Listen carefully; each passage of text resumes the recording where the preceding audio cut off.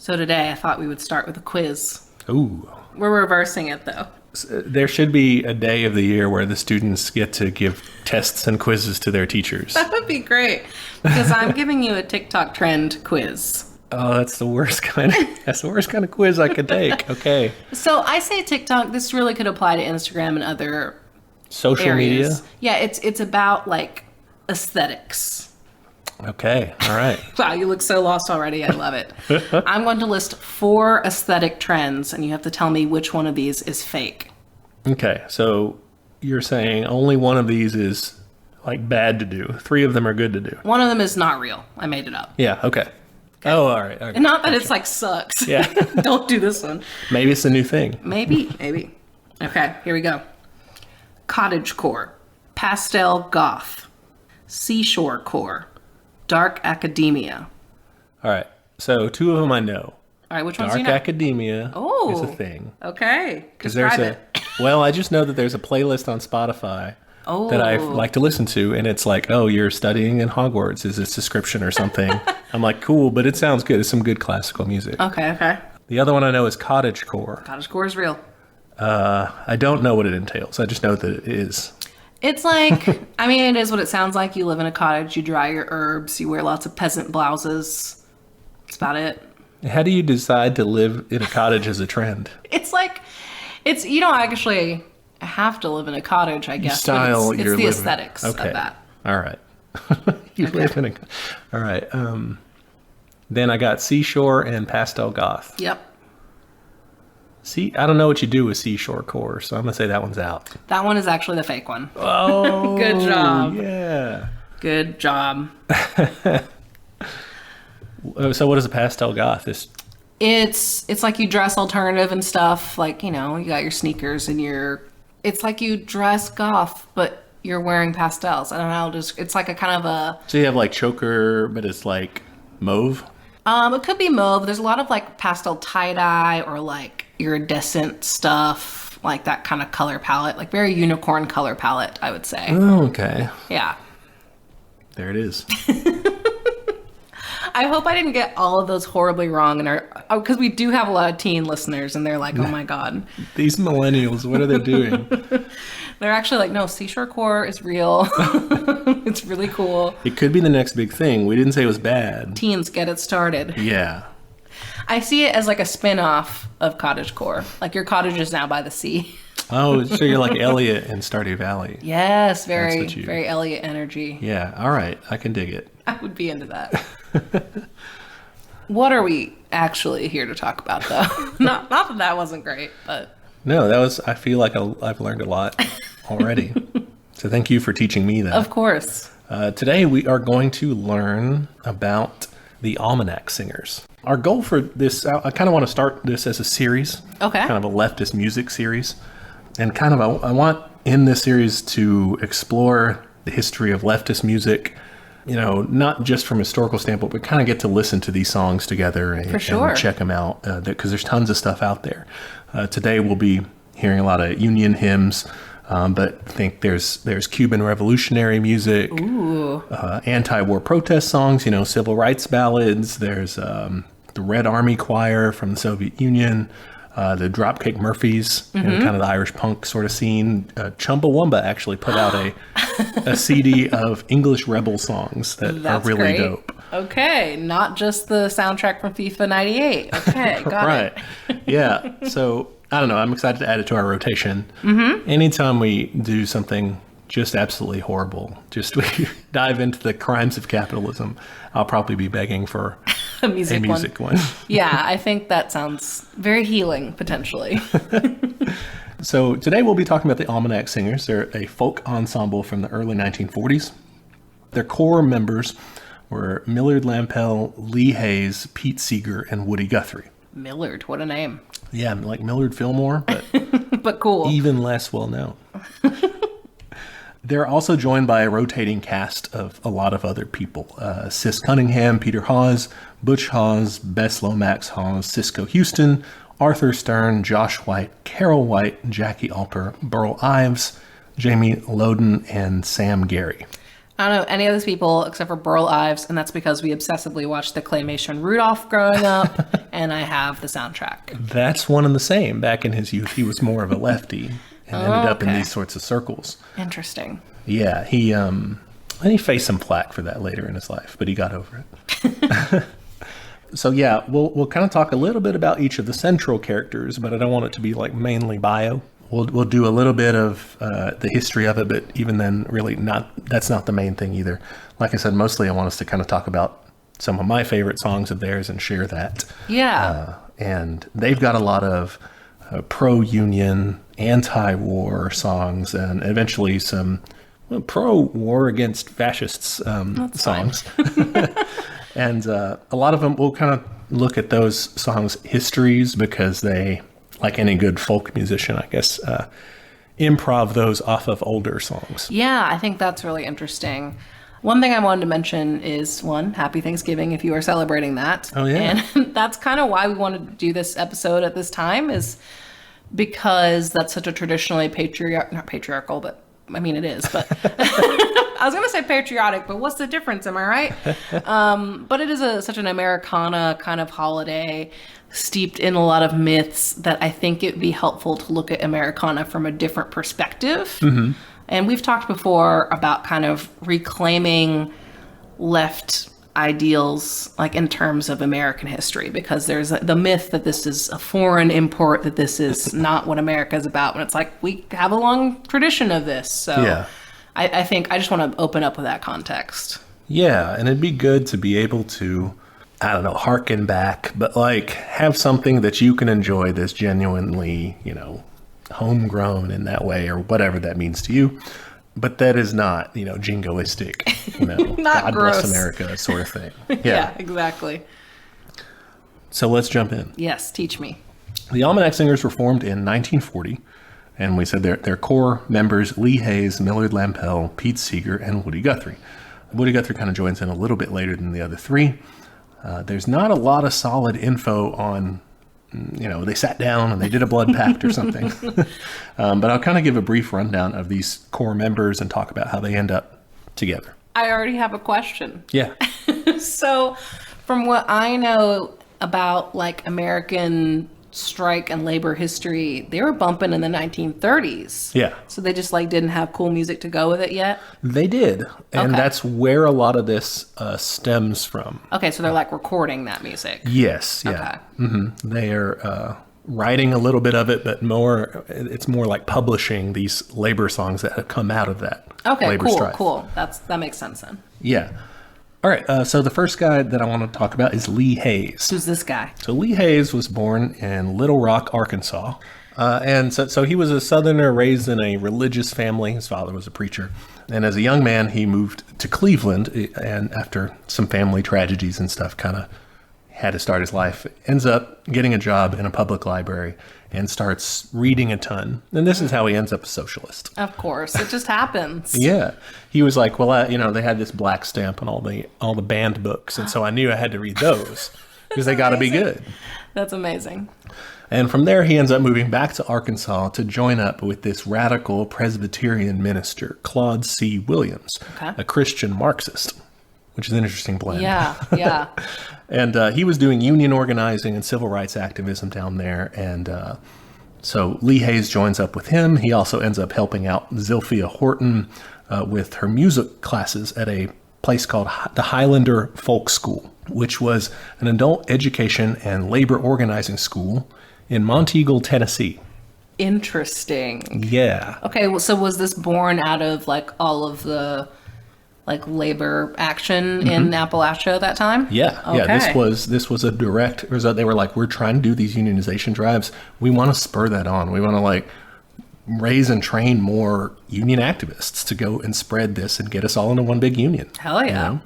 So this place was cool enough to be shut down by the state in 1961 for being accused of being a communist training school. I mean... And mainly they were upset because they were training civil rights activists such as Rosa Parks, John Lewis, Ralph Abernathy, and Martin Luther King. All the important people. Yeah. Okay. That's So how you know cool you're doing place. something right. Yeah. From there, Lee Hayes ends up doing more lefty work, eventually ending up working for Claude Williams, that preacher guy, again, this time as the theater director at Commonwealth College. Commonwealth College was a labor organizing school in Mena, Arkansas. Wow. Okay. Yeah, this was in the 30s. Wow. Eventually, it folded too. It was the subject of right-wing attacks. The Klan burned down part of the school, and they just had all sorts of problems. Yeah. It's hard to be a left-wing school in Arkansas. I'm sure. But in the meantime, Hayes, while he's working in the South, doing these unionization drives and everything, is compiling a songbook of union organizing songs based on hymns and spirituals. He called these zipper songs. Zipper? Why is it zipper? Because what you would do is you take that hymn and you would zip radical words into the normal hymns. You just move them on right in there. And so you're there at your union meeting singing your union hymn. But if the gun thugs come to break up your union meeting, you can just switch over to the hymn words, and it's now just a church meeting. Oh my gosh, that's ingenious. Yeah. Oh, that's funny. We should, like, the first minute of this podcast, we open with a prayer every time, and then we're like, okay, Now that the FBI guys are going. Yeah, we just go into our regular leftist shit. That's insane. Okay, because I was going to ask if this was a case of using religion to like convert people. Was it kind of both? It's both. Yeah. Okay. So that's another thing is at the union meetings, a lot of times they would just sing hymns together as just a fun activity. They don't have anything to do that's really fun besides like music and stuff. Yeah, yeah. So that was one thing that they all knew. And then you could kind of, where a lot of this comes from is workers themselves like improving on those lines and adding new verses to it, to familiar tunes. Yeah, okay. So he compiles these songs. He's got this book, basically. It's not a fully finished thing. It's just a collection of works. When he moves to New York, because Commonwealth College is folding, he's like, I'm going to go to New York. He takes this book with him. He ends up meeting and moving in with a fellow named Millard Lampell. All right, what's this guy's deal? Millard Lampell, there's a lot less to say about him. Okay. Before his time with the Almanac Singers, there's just not a lot. He was from New Jersey. He'd gone to university in West Virginia. And later on in his life, he ends up becoming a scriptwriter for movies and TV. He does end up getting blacklisted in the 50s, probably because of his Almanac Singers work. But he was a general lefty overall. But that's about it as far as him. So short story for him. Yeah, that is short. Pete Seeger is our next guy. All right, I've heard of this guy.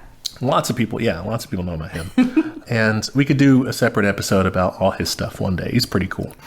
He was from Manhattan, the son of an esteemed musicologist and a concert violinist. Musicologist is in like ethnomusicography or whatever. In fact, one of the founders of the field. Yeah, Charles Lewis Seeger Jr. Which came out of the WPA because they like funded a lot of that research. There you go. Yeah. Seeger lived a really privileged life. I mean, he's got rich parents.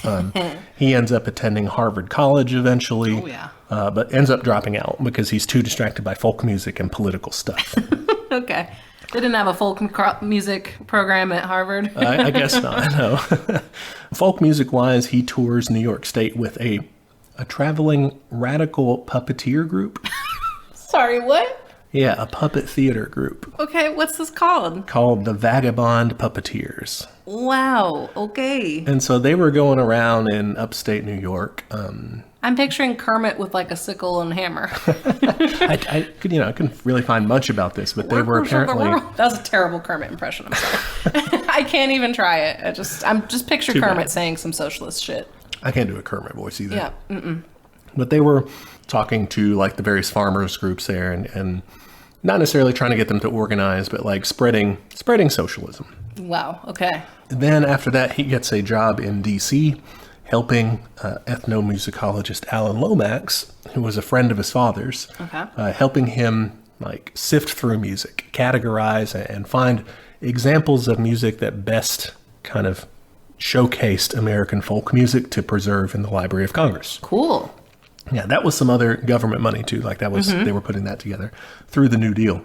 Politically, we also said he was, getting distracted with politics too. He was a communist. Hell yeah. Seeger joined the Young Communist League in 1936. Nice. And then once he was, a big boy, he joined the Communist Party USA. Love it. In 1942. You have like a little graduation ceremony where you like go down the street to the other building. Yeah.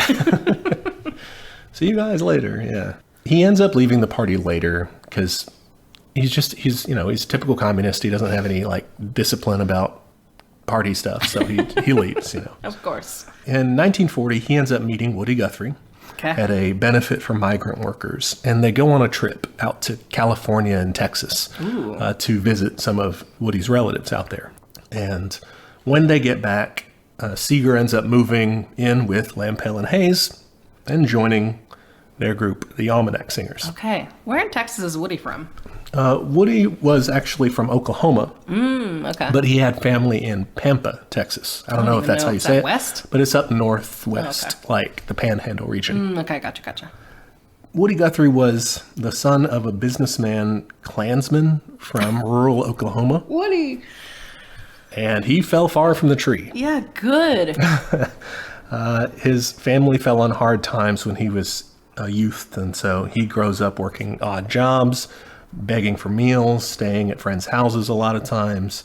And along the way, he picks up tons of songs, and he learns to play the harmonica. He drops out of high school. He starts busking. And when the Dust Bowl hits, he goes to California. He's one of the Okies that make that migrant journey looking for work. And there he gets involved with kind of some leftist circles and with radio. Okay. And he's like doing radio shows and stuff.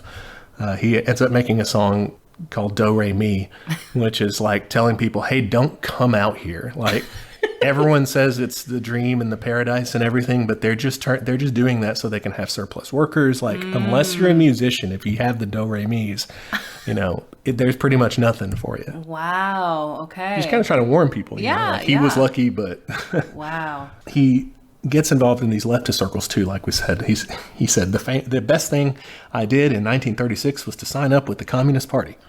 Wow. He actually didn't do that though. He was just kind of a fellow traveler. He bought a T-shirt. Right. Yeah. He was never technically a party member. He just like agreed with it a lot. Yeah. He meant ideologically sign up. Well, he does start writing in the communist paper, the Daily Worker. He has like a column in there. Yeah. He was just all but a member. He was shit posting. Yeah, but Woody Guthrie's another one. A good communist is like he's not really going to follow the rules. He knew it. He just didn't bother to join up in the first place. Yep. And when World War II breaks out, and I mean in Europe, not in the United States. So in 1939, Woody gets fired for basically, for being pro-Soviet Union and saying like, what if we don't get in the war and stuff? And they're like, we don't want you on the radio at all. So he gets fired. He ends up moving to New York City. And there he records some songs with Alan Lomax for the Library of Congress, some like folk tunes and stuff like that. He writes his famous This Land Is Your Land song. Oh, yeah. Was that him? Yeah. Like original? That was original hymn. Now, the tune wasn't original hymn. The tune was like a gospel tune. Okay, yeah. But the lyrics were. Wow, I did not know that. Yeah. Pretty cool. Then he ends up meeting Pete Seeger. They take their trip. And then afterward, Woody goes to the Pacific Northwest to record some songs for the government about their new Grand Coulee Dam up there. Oh, okay. It was just kind of a New Deal promotional sort of thing. And then he goes back to New York City and joins up with the Almanac Singers. Okay, great. So that's how we get them all together. The main four guys. A little bit about their history. What's up with their name? I mean, I know the Farmer's Almanac. Yeah, that's what they're referring to. Okay, great. So if you use a Farmer's Almanac, you might like these songs too. Yeah, the story goes, and this comes from Lee Hayes. He said that back home in Arkansas, where he was from, farmers had just two books in their house. The Bible and the Almanac? They had the Bible and the Almanac. The Bible to guide them to the next world, and the Almanac to guide them through this one. Oh. So now they have a third book. Yeah. So there you go. They were helping people to figure out what to do in this world. them as a band, they were pretty interesting. They kind of lived in a communal situation. They moved between apartments frequently, but wherever they were was called the Almanac House. And they would share in chores and cooking and songwriting, doing everything kind of just together. Yeah, cute. They were paying rent through rent parties. They were just they just host a little hootenanny there and pass the hat around and collect money for rent. Great. Right? Oh my gosh. It was very chill, very bohemian, I guess, in that sort of sense. Did everyone play like multiple instruments, or were there kind of like not assigned, but like main roles? You say Woody did the harmonica, right? Yeah, Woody played harmonica. He could also play guitar. Okay. Pete Seeger played the banjo like nobody's business. He could also play guitar. Yeah. He could also play wind instruments of various sorts. Damn. I'm not sure about his harmonica skills, but he's a multi-instrumentalist kind of guy. Plus that rotating cast of people, you had accordion players, all sorts of things. So, Okay, cool. like I said, they have a rotating cast, and they also have like multiple Almanac singers groups, like crews that could go play on the same nights. Oh. Like sometimes they would be doing multiple Almanac shows around New York City, and just different members were in each one. Okay, cool. They were very much like anti-egotistical, Like anti-hierarchical. yeah, and it was just like, we're all the Almanac singers. It doesn't, it's not about Woody or it's not about you. Yeah, I like that. Okay, cool. Another thing about them, they were a lot more chill or informal compared to a lot of groups. Okay. With the style back then was to wear formal wear to your performances. Oh, that's right. Yeah, because we're talking 40s. Yeah. Yeah, these guys were wearing street clothes. And for some of them, it was kind of an affectation. Like Pete Seeger, this was, this is not where he came from. And Woody actually would make fun of him a lot for that and be like, oh, look at him with his, You had to go buy like vintage.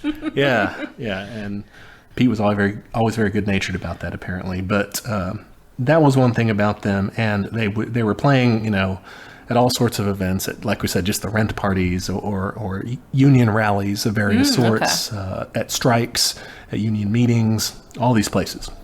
In May 1941 is when they published their first record, Songs for John Doe.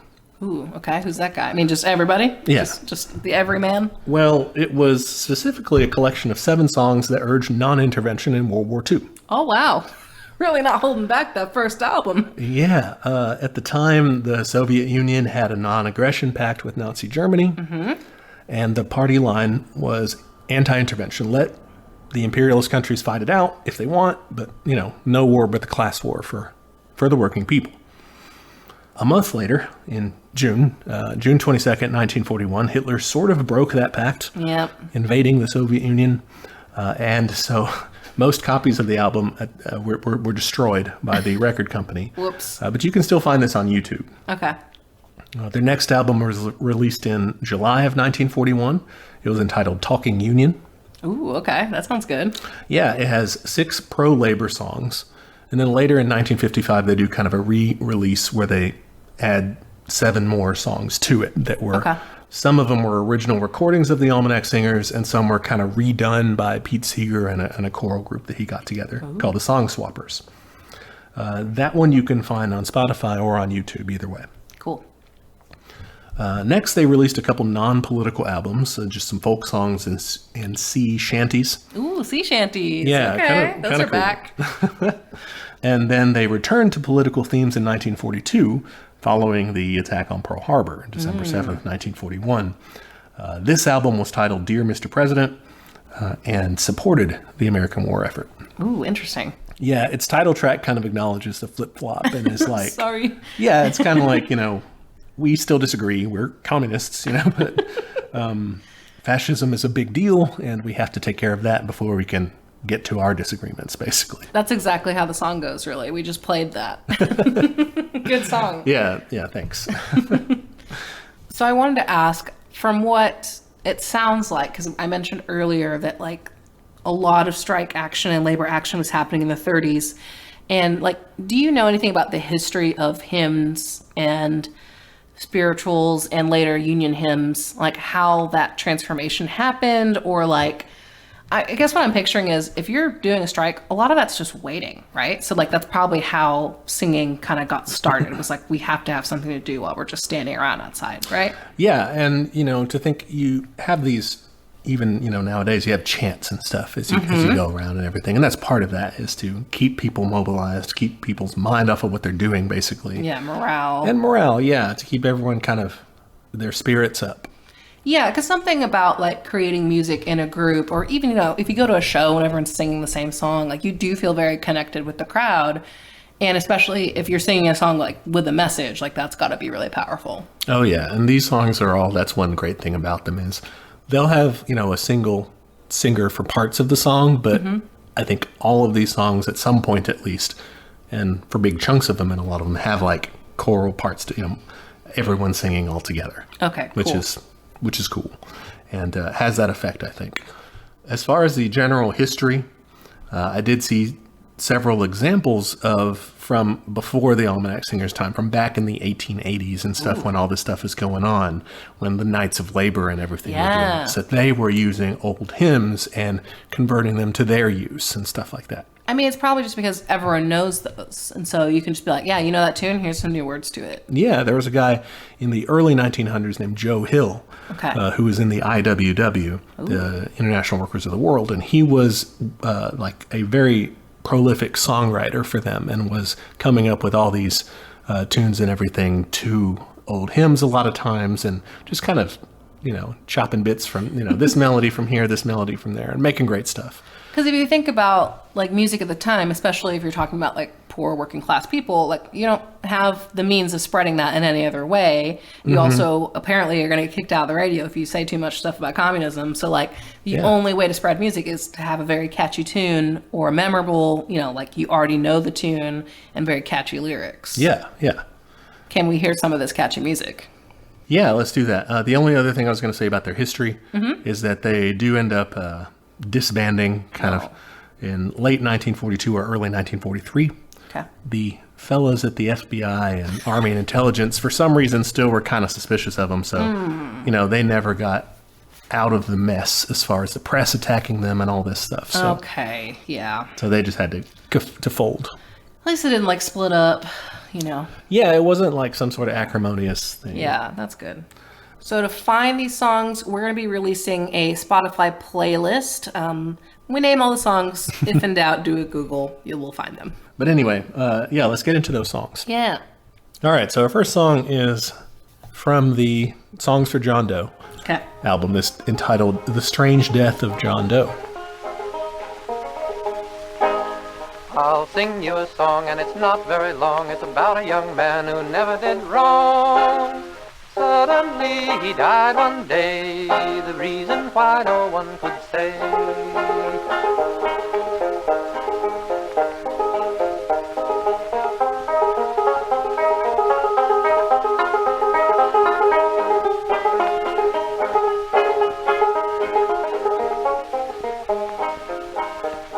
He was tall and long, and his arms were strong, and this is the strange part of my song.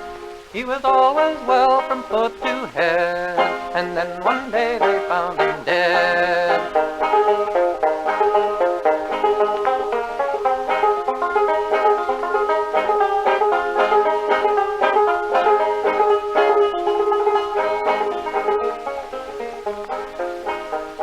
They found him dead, so I've been told, and his eyes were closed, and his heart was cold.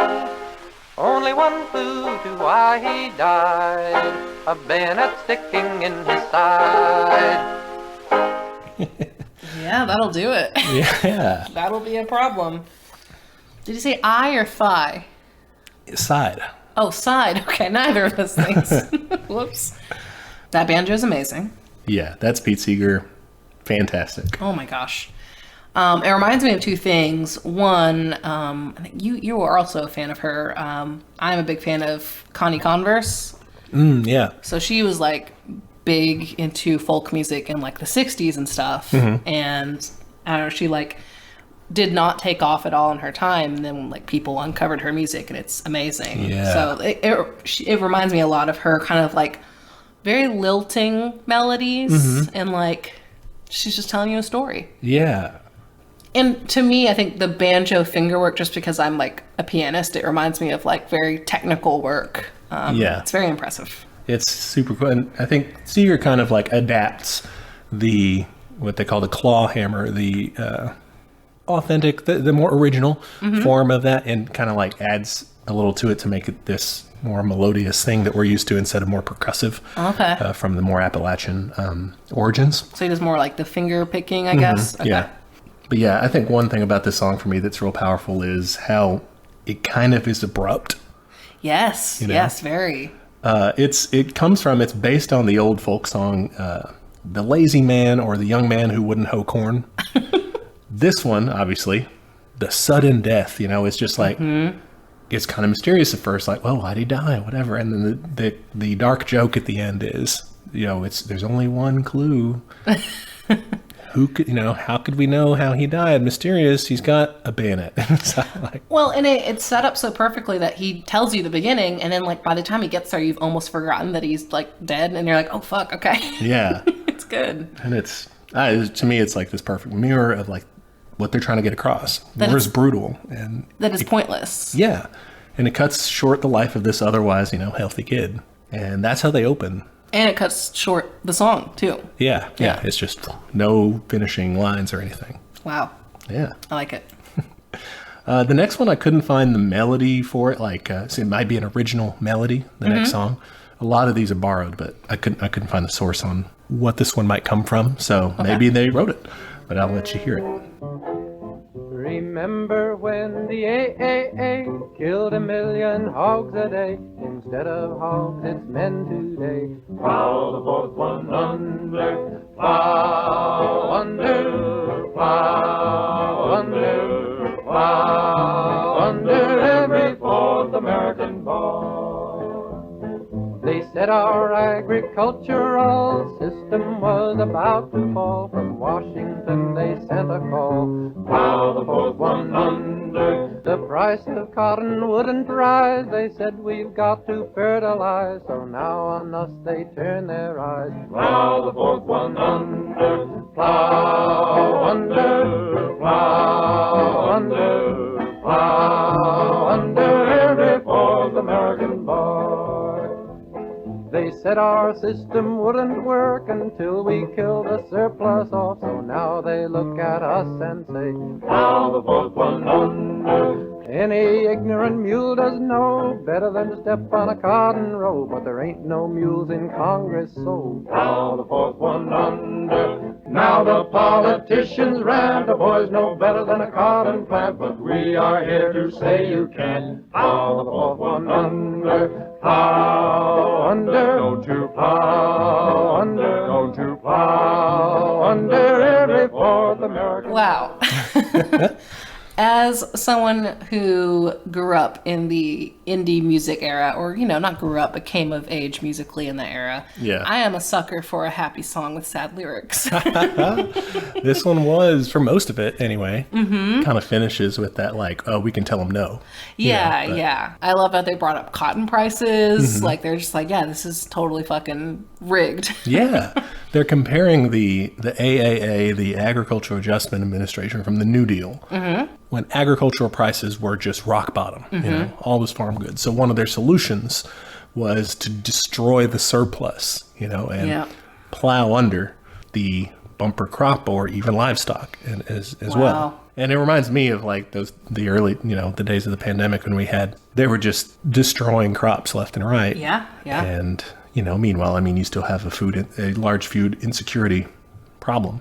And they were comparing that to people in the U.S. government desiring to get involved in World War II and saying like, yo, all they're doing is trying to reduce the surplus population. Oh my gosh. Are they saying every fourth American boy? Is that just like a statistic? Like a quarter, So they were saying like you were getting rid of a lot of your crops and stuff. This will kill a quarter of. Okay. This is going to reduce our population in that same way. It's going to be bloody and bad. Let's not do it. Wow. I think it's cool in like the anti-war sense. Mm-hmm. What do you think about the historical circumstance of it? Yeah, okay. We always run into this issue where it's like, well, it's World War II. Like, Nazis are bad. You should probably fight Nazis. Mm-hmm. But I think we also have to be very clear that in both world wars, like, there was an imperialist element to it. Like, it wasn't a pure ideological, like, let's go save people war. Like, oh, definitely. There's no way to argue that in World War I, for sure. And then World War II even, there's anti-imperialist elements of like, oh, we're going to give self-determination afterwards. But what do they do afterwards? They say, Vietnam, you're going back to the French, you know? They carve shit up, just like they did with World War I. So, like, There's a greater evil is Hitler, yes. Yeah, for sure. And, like, that's, you know, yeah, we should fight against fucking fascism and genocide, like, for sure. But I think to assign all of that war effort to purely idealistic goals is just really naive. Like, there are people who absolutely benefited from this from a like weapons manufacturing standpoint and all kinds of stuff. That's a great intro to our next song. Ooh, okay. All right, the next song is called Billy Boy. Billy Boy. It stems from a classic folk song, like an English folk song turned American pioneer folk song, passed down, you know, called Billy Boy. So the tune will be familiar to anyone familiar with that, but just with different lyrics. Okay. Billy Boy would be a good cat name. Oh. Billy Boy. Will you go to the wall, Billy Boy, Billy Boy? Will you go to the wall, charming Billy? It's a long ways away, they are dying every day. He's a young boy and cannot leave his mother. Can you use a bayonet, Billy Boy, Billy Boy? Can you use a bayonet, charming Billy? No, I haven't got the skill to murder and to kill. He's a young boy and cannot leave his mother. Don't you want a silver medal, Billy Boy, Billy Boy? Don't you want a silver medal, charming Billy? No desire do I feel to defend Republic steel. He's a young boy and cannot leave his mother.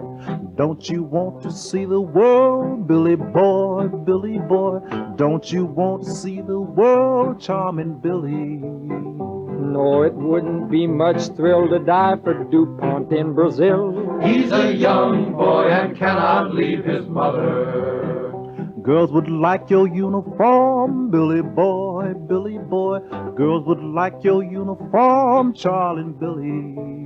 They wouldn't get much chance to love me with 6 feet of earth above me. He's a young boy and cannot leave his mother. The DuPont shout out. That was amazing. Yeah. Oh, okay. So the line about him, like the refrain of him not wanting to leave his mother, is that like they're trying to taunt him kind of thing? Or is it just like... No, so I think he's a young boy and cannot leave his mother is like defending him. Like, he shouldn't have to go do that. Okay. The first voice is the taunt of The like, first voice hey, is, come on, what, you know, all your reasons. I don't know. What do you think? I mean, yeah, it just straight up calls out like, here are the people that are benefiting from The this. warmongers, yeah. Mm-hmm. Yeah. And trying to set up, and you know, this was the party line at the time, but I think it's a valid critique in any war. You want to go into looking at not just what are the geopolitical reasons that people tell us that we're fighting this war, but what are the material reasons behind it too. Yeah. And I think going hand in hand in that is dissecting like the patriotic reasons. Like the taunter is very much laying out like the traditional patriotic reasons to sign up of like, oh, like you'll be, you know, protecting your country, you know, girls will like you, like all that kind of mythos of be a a soldier. hero. Yeah. And, you know, the guy's just like, no, I don't want to kill people. Yeah, that would suck. I would die. Like, Yeah. so that's a favorite of mine. That's very actually, the Billy Boy is fairly well known as like a folk song. I didn't know this. Okay. That's the first version I heard of it, was this version. What's the original about? The original, at least the version that I heard, or I have it in a songbook over there, is this boy that's like getting married to, he's going to get married to this girl, but like the first person asks him various questions about what does she look like or these things, and he gives answers that like it's clear that he doesn't really like know, or like she's a completely different person than he thinks he's getting married to, is what it comes out. Okay. It's like she might be like very old and like, you know, at least that's that version. But the book says this is a Texas version that Alan Lomax picked up. Okay. But there's like all over the place. They have different ones. So Yeah. Cute. So yeah, that's Billy Boy. The next one's called The Ballad of October 16th. Like Russian October 16th? No, Okay. not the October Revolution, because that That's remember also would have been different... November. Okay, Yeah. yes. What happened October 16th? October 16th is the day that the Selective Training and Service Act of 1940 went into effect. Like the draft? The draft. Okay. The first peacetime draft in American history. Ooh, okay. So let's see what this song's about. They're like, it's fine. It was on a Saturday night and the moon was shining bright. They passed the conscription bill, and the people they did say for many miles away was the president and his boys on Capitol Hill. Oh, Franklin Roosevelt told the people how he felt. We damn near believe what he said. He said, I hate war, and so does Eleanor, but we won't be safe till everybody's dead. When my poor old mother died, I was sitting by her side, a-promising to war I'd never go. But now I'm wearing khaki jeans and eating army beans, and I'm told that J.P. Morgan loves me so. I have wandered over this land, a Roman working man, no clothes to wear and not much food to eat. But now the government puts the bill, gives me clothes and feeds me swill, gets me shot and puts me underground 6 feet. Why, nothing can be wrong if it makes our country strong. We gotta get tough to save democracy. And though it may mean war, we must defend Singapore. This don't hurt you half as much as it hurts me. Oh, Franklin Roosevelt told the people... I mean, straight up, just by name calling out FDR. And... what was it, J.P. Morgan? That was funny. Mm-hmm. Well, it's really, like, kind of dark to me. Someone could totally listen to, like, maybe the last half of that song and be like, yeah, democracy is worth fighting for. You know, like, they could take it, like, unironically. Right, yeah. I mean, it's like you said, it's clear. It's just like, hey, you guys are sending us off to war to die for J.P. Morgan. I like the part where he's like, you didn't give a shit about us. You were just letting us starve and die out there. And now when we need to be cannon fodder for you, oh, now you're going to feed us on the way.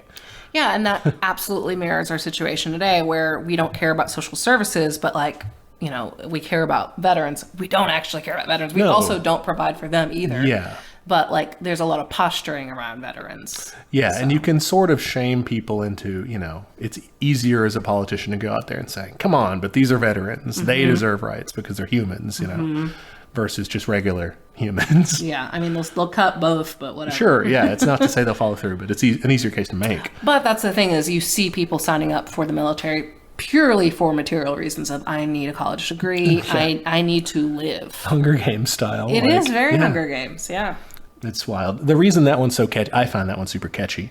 That one's based off the old ballad of Jesse James. Like the train robber guy? Yeah, yeah. Okay. You know, I think train robber. Jesse James was a man. That song. Okay, okay.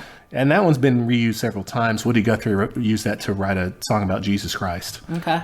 Just replacing Jesse James with Jesus Christ. Same syllables. So it's popular, and I didn't realize why I found it so catchy until I realized, oh, those are the same song.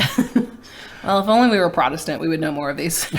Right. Well, Jesse James, I don't think they sing those in any Protestant churches. But No, but I mean, like, if a lot of these have hymn backgrounds, I wonder, Protestant listeners, write in. Do you recognize these as hymnals today? Because my only experience with hymns is growing up playing the hymn festival on piano. yeah. And I did not know most of the songs. Yeah, there are precious few that we sung growing up that translate over into, like, mainline. And that's the only experience I have, really. But mainline Protestant churches, hymns, books, and stuff. Well, like Amazing Grace. They ever make that one Lefty? Yeah, Lefty, no. No. I don't think so. That's the last one I wanted to cover in Songs for John Doe. There's a few more: Washington Breakdown, C for Conscription, and Liza Jane. Okay. But check them out on Spotify. yeah, they're good. Or but wherever. we have limited time. All right, so they weren't always anti-war. All right. When conditions changed, they changed their mind, namely the condition being the Soviet Union being invaded. Mm-hmm. They were good communists, and they were like, whoa, but the only existing communist country is now being invaded by these guys. Let's go defend them. Good call. Yeah, and people criticize, okay, maybe you should have done it earlier. Maybe they should have. Maybe. But hey, they changed their mind eventually. Yeah. I mean, I think we can agree that regardless of all of that, which is a lot to say regardless of. Yeah, it's a lot of paper. The paper is doing a lot of work papering over that. But we can agree on their complaints of like I think that song was really good about saying like, all right, even if you want to do this, the fact that you're only willing to feed me and clothe me when I'm joining the military is fucked up. Like we should acknowledge how fucked up it is that this is the only way of survival. Yeah, and still call out those material interests too, because Definitely. it's not just patriotism. Not like there's like an ethical way to do war or anything, Sure. but like that's a pretty bad one. Yeah. All right, so the pro-war song that I wanted to talk about, there's multiple ones on the album, but the only one I really wanted to touch on was a neat little ditty called "Round and Round Hitler's Grave." Sounds like a banger. Yeah, this is a juicy one for anyone who hates Hitler. Which So everybody, all probably, of you, hopefully. yes, all of you, or unsubscribe. Yeah, right. What are you doing here? How did you get so lost? All right, yeah. So here we go. Now I wished I had a bushel, wished I had a peck, wished I had old Hitler with a rope around his neck. Hey, round, round Hitler's grave, round, round we go. Gonna lay that poor boy down, he won't get up no more. I'm a-going to Berlin, to Mr. Hitler's town. I'm gonna take my 44 and blow his playhouse down. Hey, round, round Hitler's grave, round, round we go. Gonna lay that poor boy down, he won't get up no more.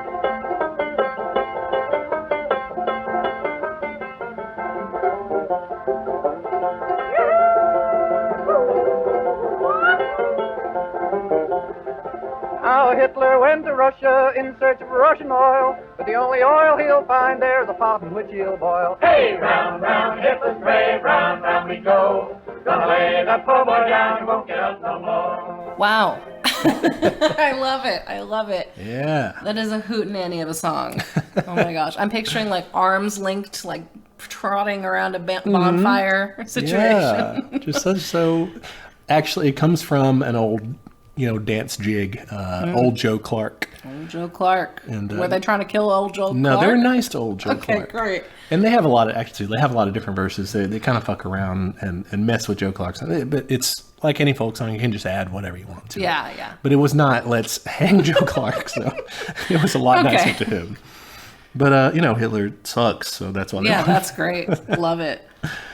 That one's just fun. That's fun. It's good to be able to admit if you were wrong. Yeah. So, good job, y'all. And they have, like I said, they have other songs on that, but that's the only one I wanted to cover there. That's great. Love an accordion solo. Oh, the other songs are The Sinking of the Reuben James, Dear Mr. President, that's the one we mentioned where they're kind of like, sorry. Beltline Girl, Deliver the Goods, and Side by Side. Isn't Beltline like slang for DC? No, in this one it's like a beltway. Beltway, that's what it is. Inside the beltway if you're diseased. Yeah, if you're fucked up. Yeah. No, this is like a factory belt line. All right, next we have the Union songs. Yeah, give me those. So we'll start with a song called Talking Union. Okay. And I want to start with the original composition. So we'll start with this one's one of the ones that they wrote themselves. These original compositions were written while they were involved in supporting labor rallies by the CIO, the Congress of Industrial Organizations. Okay. They were a labor union that was more radical or like more industrial. They were focused on organizing entire industries versus just these guys. Okay, so maybe syndicalist kind of. Yeah, and a rival to the AFL at the time. Eventually, they end up merging to the AFL-CIO. That's why I know them. Yeah. Okay. I was like, why do I know this? Back in the day, they were a little more radical before they make them drive out the communists and stuff. God dang it, guys. Yeah. Stop doing that. That's where these original compositions are going to come from. So first up, Talking Union. Talk union to me, baby. Now, if you want higher wages, let me tell you what to do. You got to talk to the workers in the shop with you. You got to build you a union, got to make it strong. But if you all stick together, boys, 'twon't be long. You get shorter hours, better working conditions, vacations with pay, take your kids to the seashore. It ain't quite this simple, so I better explain just why you got to ride on the union train. 'Cause if you wait for the boss to raise your pay, we'll all be awaiting till Judgment Day. We'll all be buried, gone to heaven, St. Peter will be the straw boss then. Now you know you're underpaid, but the boss says you ain't. He speeds up the work till you're about to faint. You may be down and out, but you ain't beaten. You can pass out a leaflet and call a meeting, talk it over. Speak your mind. Decide to do something about it. You got a union now and you're sitting pretty. Put some of the boys on the steering committee. The boss won't listen when one guy squawks, 'cause he's got to listen when the union talks. He'd better be mighty lonely. Everybody decide to walk out on him. Suppose they're working you so hard it's just outrageous and they're paying you all starvation wages. You go to the boss and the boss would yell, before I raise your pay I'd see you all in hell. Well, he's puffing a big cigar, feeling mighty slick 'cause he thinks he's got your union licked. Well, he looks out the window and what does he see but 1,000 pickets, and they all agree he's a bastard. Unfair! Slave driver. Bet he beats his wife. Now, boys, you come to the hardest time. The boss will try to bust your picket line. He'll call out the police, the National Guard. They'll tell you it's a crime to have a union card. They'll raid your meeting. They'll hit you on the head. They'll call every one of you a goddamn red unpatriotic. Japanese spies. Sabotaging national defense. But out at Ford's, here's what they found, and out at Vultee, here's what they found, and out at Alice Chalmers, here's what they found, and down at Bethlehem, here's what they found, that if you don't let red baiting break you up, and if you don't let stool pigeons break you up, and if you don't let vigilantes break you up, and if you don't let race hatred break you up, you'll win. What I mean, take it easy, but take it. That was great. Oh my gosh. It was so straightforward. Yeah. It was like a fucking instruction manual. Here's what to do. I loved it. Oh, I love the delivery. So, like, he was just, you know, like actors say things like, you know, throw away the line. Yeah. Like, don't try too hard. And that is totally what that was. Yeah, that's that talking blues style. Okay. And that's one of the things that Woody Guthrie was big on. So, you know, they put this together communally, but it definitely got that influence. Yeah. And he had a lot of those from his, like, Depression era songs and stuff. What'd you think about the content? It's great content. Yeah, I mean, he talks about, you know, why you need it. I love the line about, like, if you wait for your boss to give you a raise, we'll be here till Judgment Day. Yep. Yeah. So true. And the line about one man squawking is easy to ignore, but, like, you can't ignore everybody. Oh, Yes. Feel that. That's the thing about a union. You know, so many, it puts into concrete, like into a concrete reality that you're not alone, right? Yes. Because, like, you are, you know, it's easy to feel like you're suffering alone, like, oh, I'm the only one who has to deal with this shit, even though, like, you can tell so many of your workers are in the same shitty situation. And you don't know who it's safe to complain to. Like, I am facing an issue at work right now, and I am at this point where I'm like, I don't know who I should go to. Do I go to my manager with this? Do I, like, try to, like, put feelers out to see if anyone else feels the same way? Like, I don't know. And, like, I feel like that's a really common issue. Like, if you have a complaint, you don't want to be labeled as, like, difficult if you, like, bring it up the chain, but you also don't want to seem like you're the only one who has that problem. Yeah. Like, it's very difficult to know where you stand unless you have fucking solidarity. Yeah, for real. I loved how this was from the 1940s, but even now, you know, you try to do some of this union stuff. Oh, yeah. You're going to find out these same things. You know, you come to the hardest time, the boss will try to bust your picket line in any way they can. The National Guard, I think, got a shout out. Yeah. Shout out to all the worst members of society. Yeah. So that's a good one. That's one of my favorites. Very good. Very good. That's top 3 so far. All right. Next up, we have a song called Get Thee Behind Me, Satan. Okay. And it's pretty good. Okay. I wonder who Satan's going to be played by.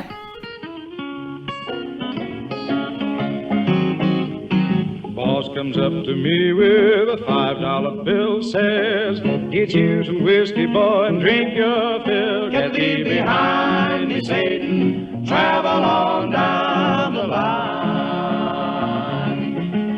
I am a union man, gonna lead you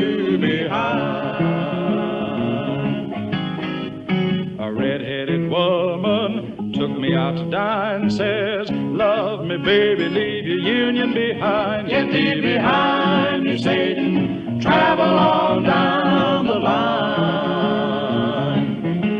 I am a union man, gonna leave you behind. On the 4th of July, the politicians say, vote for us and we'll raise your pay. Get thee behind me, Satan. Travel on down the line. I am a union man, gonna leave you behind. So then the company union sent out a call. They said, join us in the summer, we'll forget you in the fall. If anyone should ask you your union to sell, just tell him where to go, send him back to hell. Get thee behind me, Satan. That was great.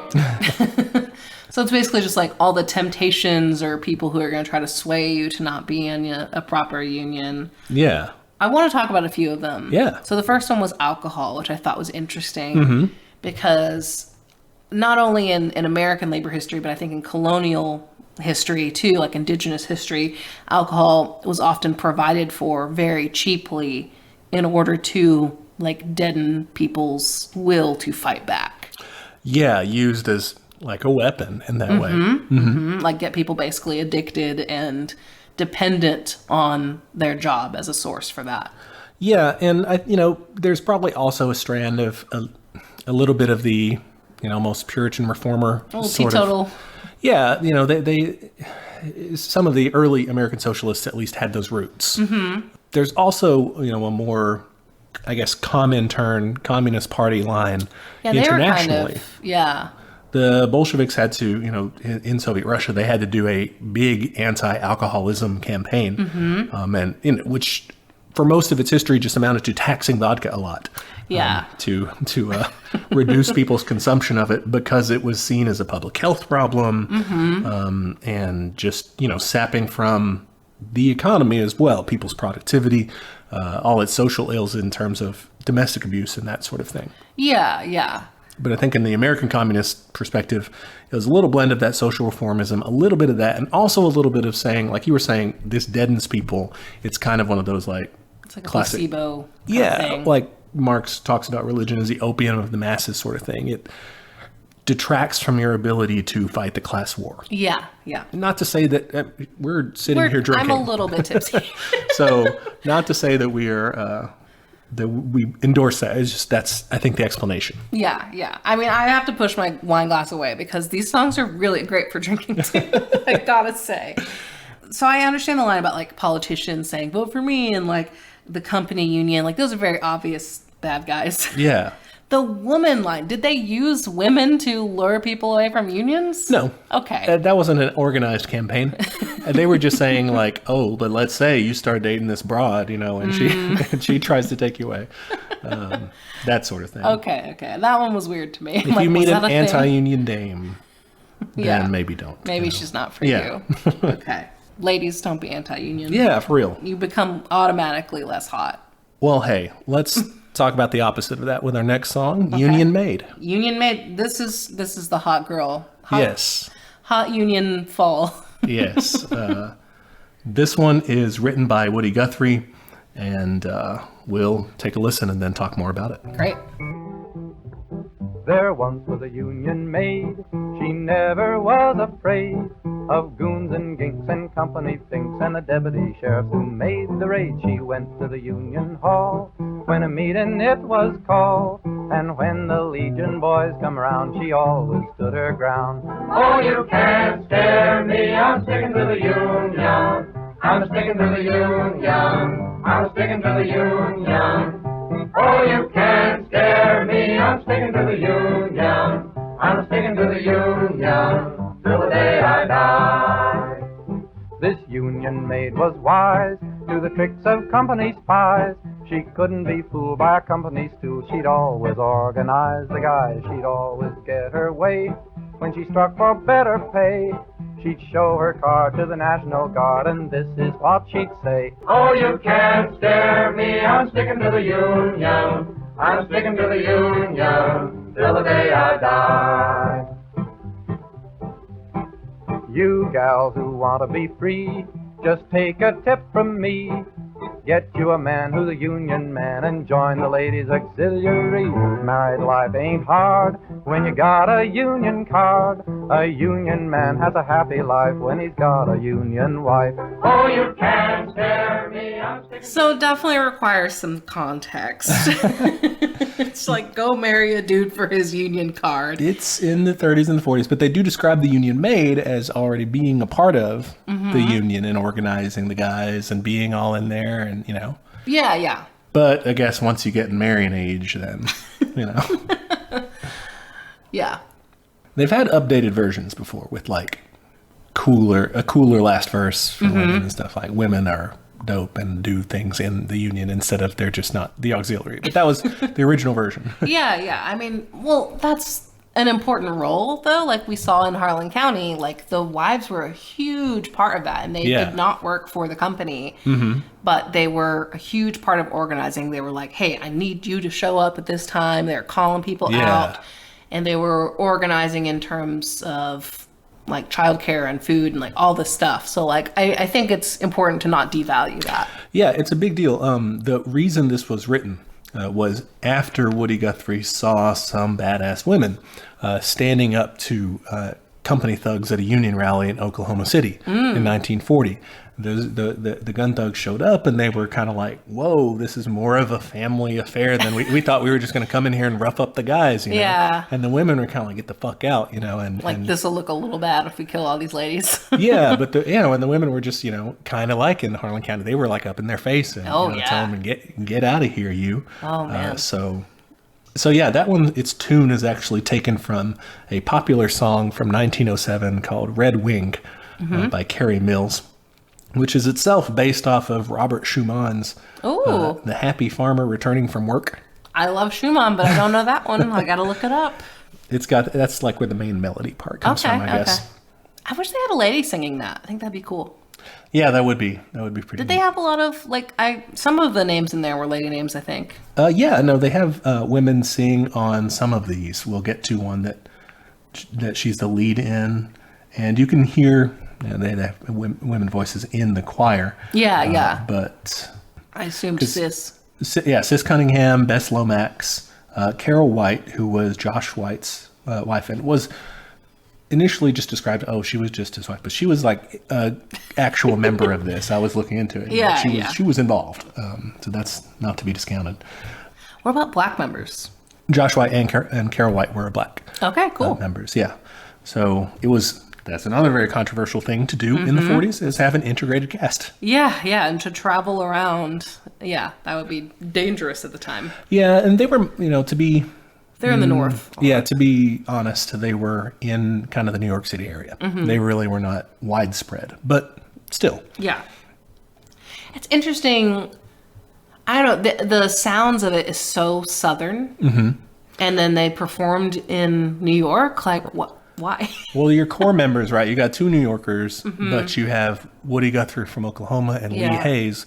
And those two guys are like really doing a lot of the sound. They've got a lot of the sound, and they've got a lot of the backlog. They have songs that they've heard a lot of. So, and Pete Seeger was obsessed with ethnomusicology.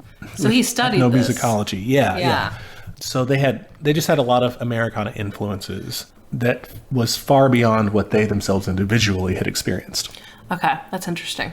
Our next song is a classic that everybody knows. Solidarity Forever. I love this one. So let's take a listen to, this is not their creation. This comes from well before them, but let's take a listen to their version of it.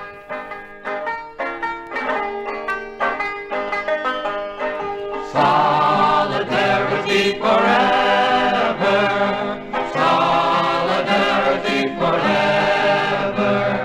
Solidarity forever. For the Union makes us strong. When the Union's inspiration through the workers' blood shall run, there can be no power greater anywhere beneath the sun. Yet what poor force on earth is weaker than the feeble strength of one, but the union makes us strong. It is we who plowed the prairies, built the cities where they trade, dug the mines and built the workshops, endless miles of railroad laid. Now we stand outcast and starving mid the wonders we have made, but the union makes us strong. Solidarity forever, solidarity forever, solidarity forever, for the union makes us strong. They have taken untold millions that they never toiled to earn, but without our brain and muscle not a single wheel can turn. We can break their haughty power, gain our freedom when we learn that the union makes us strong. In our hands is placed a power greater than their hoarded gold, greater than the might of atoms, magnified 1,000-fold. We can bring to birth a new world from the ashes of the old, for the union makes us strong.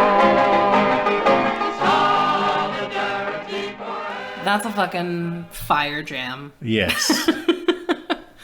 I want to ask questions about the history of this. Yeah. Okay, so most listeners, at least probably in the States, maybe in England too, because I want to say this has British roots. The Battle of the Republic, isn't that... Which one came first? So the origins, I guess, of that. The song Solidarity Forever, originally written in 1915 by Ralph Chaplin, who was a wobbly labor organizer at the IWW. Yes, yes. That borrowed the well-known melody of the Battle Hymn of the Republic, right? Which itself borrowed that melody from a pro-abolitionist song, John Brown's Body.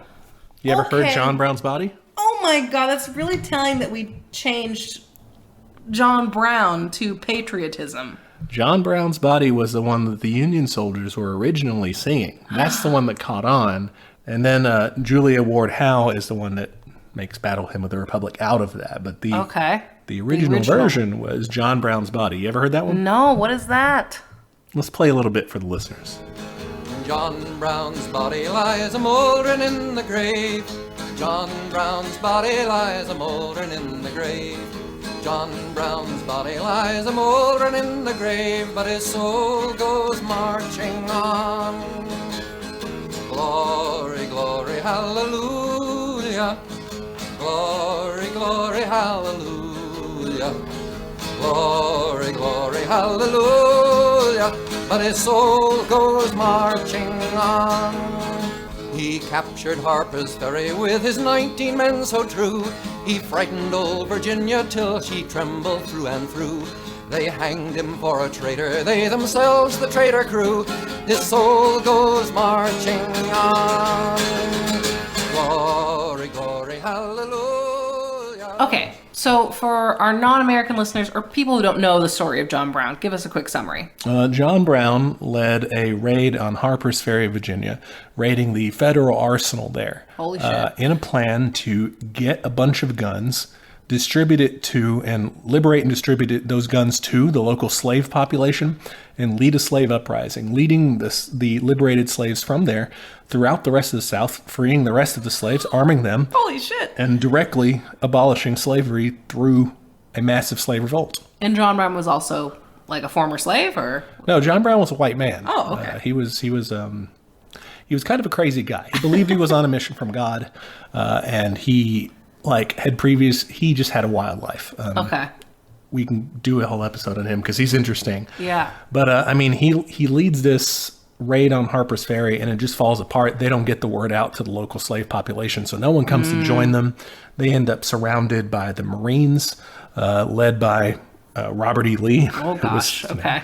I think 2 of John Brown's sons are killed in that, and he gets captured and then executed for treason.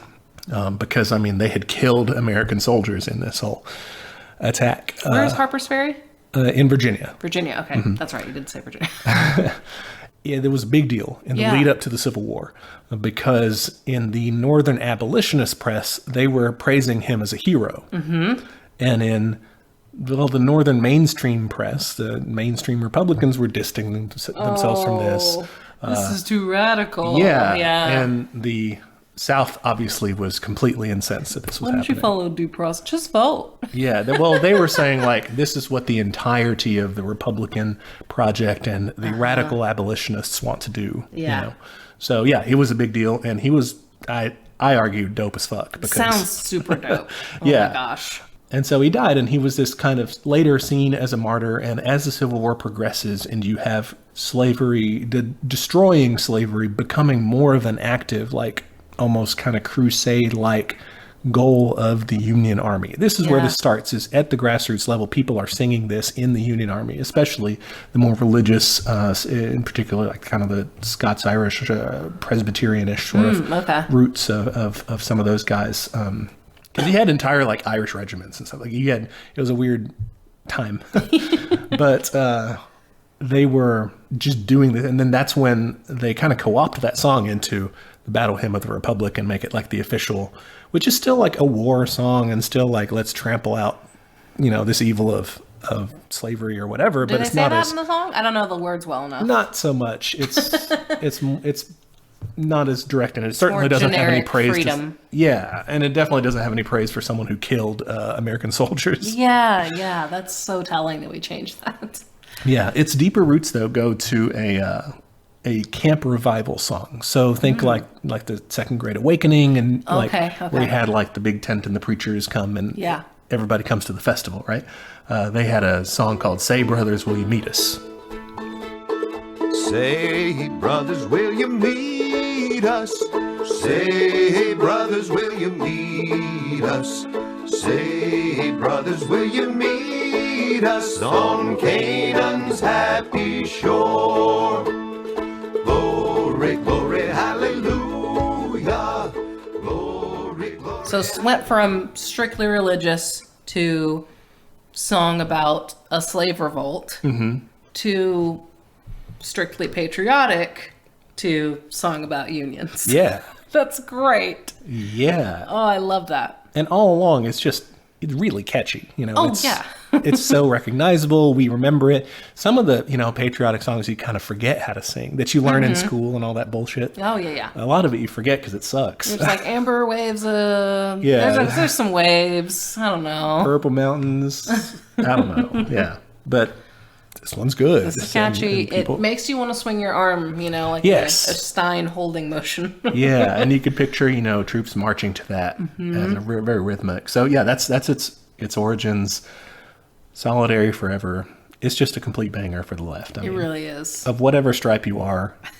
It's a banger. Yeah. Love it. 5 stars. What's next? Next up, we have another classic called "We Shall Not Be Moved." I know that one. That's like an old spiritual, right? It does have. It's taken from Black spiritual "I Shall Not Be Moved." Okay, yeah. This is just the more communal one that's used in labor organizing and also later in the civil rights movement. Yes, that's where I would know it from. Yeah. Let's play a little bit for the listeners. We shall not be moved. We shall not be moved, just like a tree that's standing by the water. We shall not be moved. The Union is behind us. We shall not be moved. The Union is behind us. We shall not be moved, just like a tree that's standing by the water. We shall not be moved. We will stand and fight together. We shall not be moved. We will stand and fight together. We shall not be moved, just like a tree that's standing by the water. We shall not be moved. We are black and white together. We shall not be moved. We are black and white together. We shall not be moved, just like a tree that's standing by the water. Also a banger. It's got that kind of yelling quality of just you just want to sing this in a crowd. Hell yeah. The recording itself sounds like they're just fucking outside at a rally. You want to take to the streets and have all of your friends there and just be belting this out. Oh yeah, yeah. explicitly calling out like racial solidarity. That's huge for that time period. Yeah. That's awesome. It's a very versatile song. So, I mean, because the most of the song is built. You have one line that you repeat twice, and that's the only line you sub out. So you can do this, and they've done this before, right? So it was based off of that black spiritual, I Shall Not Be Moved, which dates back to the early 19th century. Okay. They've used it for union activities. You know, the union is behind us is the opening one that they have. Then later in the 1950s, they start using that for the civil rights movement and saying, you know, where black and white together would be one, or, you know, united we are stronger, or whatever. Like, it's whatever you can come up with on the fly. And that's what's great about it is you lead that, and, you know, then people chime in the second time you say it. And then you go back into this, the same chorus. It's just unifying and galvanizing and just, Yeah, that's what you want in that setting, is a very like call and response kind of thing. Yes. Yeah. That one's super cool. It comes, like I said, from that old spiritual. There's one like change, and I've heard it kind of both ways of in the union version of it, it's like a tree standing by the water. And I think in the spiritual, it's like a tree planted by the water, because that better fits with the Bible verse that it's based on. But okay, gotcha. Other than that, it's pretty much the same thing. So it would have been super familiar for people, you know? Next up is a favorite of mine, because I discovered it a little more recently than the other ones. So anyway, it's called Miner's Lifeguard. Miner's life is like a sailor's board a ship to cross the waves. Every day his life's in danger, still he ventures being brave. Watch the rocks, they're falling daily. Careless miners always fail. Keep your hands upon the dollar and your eye upon the scale. Union miners stand together. Keep no operator's tale. Keep your hand upon the dollar and your eye upon the scale. You've been docked and docked, my boys. You've been loading 2 to 1. What have you to show for working since this mining has begun? Overalls and cans for rockers in your shanty, sleep on rails. Keep your hand upon the dollar and your eye upon the scale. In conclusion, bear in memory, keep the password in your mind. God provides for every nation when in union they combine. Stand like men and linked together. Victory, for you'll prevail. Keep your hand upon the dollar and your eye. All right, I have questions. Yeah. Who was doing vocals on that? She was great. That would have been Mary Travers, who was part of the Song Swappers group that Pete put together in 1955 to do the reissue. That's a more recent, kind of like going back and, you know, redoing one of their older songs that they didn't have a recording for. Mary Travers of Peter, Paul, and Mary fame. Okay, I was like, why do I know this name? Yeah. Wow, cool. Yeah. Okay, I might have to listen to them a little more. They actually do have some good stuff. Okay. From a leftist perspective, even. Yes. Not just like we hate them or something. No. They're pretty good. So the chorus, keep a hand on your dollar, on the dollar, and an eye on the scale. So the scale, I figured, was like, if you're a miner, they weigh what you bring up. Yeah. And they could rig that potentially. Oh yeah, there's lots of ways they could rig that. They could like kind of dump it on there slanted and it falls through the holes. They could make those holes bigger so the coal would fall through, like, and like that wouldn't be counted for you, so they wouldn't pay you for that. They could, just lighten up the scale so they could do a bunch of stuff, and they would do a bunch of stuff. Okay. And then hand on the dollar, is that just like pay is important? Yeah, like watch your pay. They're going to try to dock you every, one of the lines is you've been docked and docked again, Okay, yeah. They're going to try to take your money however they can. One earlier version of that had wages instead of dollar, but the Almanac singers sang it as dollar, so yeah. Either way. All right, that's a good one. Yeah, that one. The melody is taken from an old hymn, "Life's Railway to Heaven," which is pretty good. Well, I like too that they kind of allude to, or they kind of keep some of that hymn part of it. There is a line. The verse that says, "God provides for every nation when in union they combine." Yeah. And I was like kind of hearkening to that.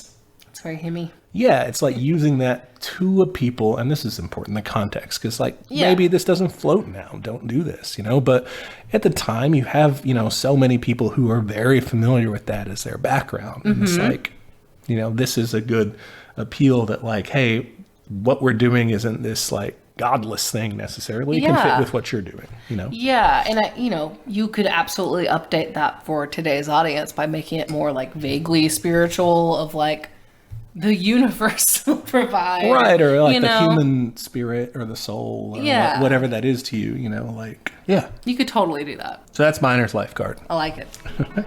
All right, next up we have Hold the Fort.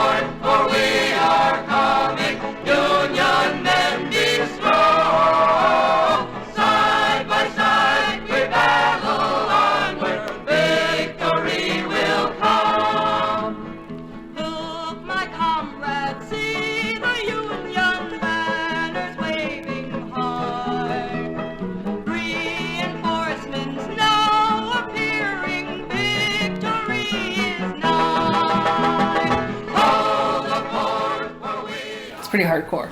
Yeah, that one's badly, right? Yeah, that one's like the fucking gun thugs are after us and we're not moving. I love it. Yeah, we gotta go. So this one, the reason that it's badly, it originates from a hymn written by composer Philip Bliss in 1870.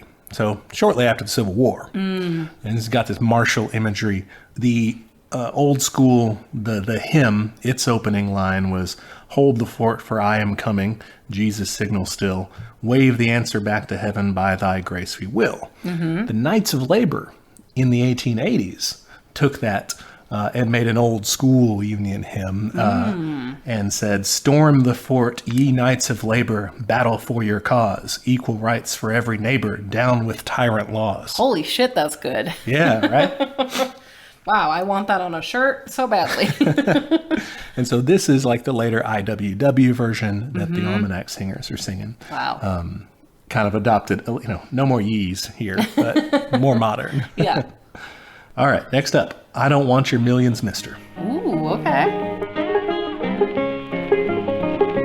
I don't want your millions, mister.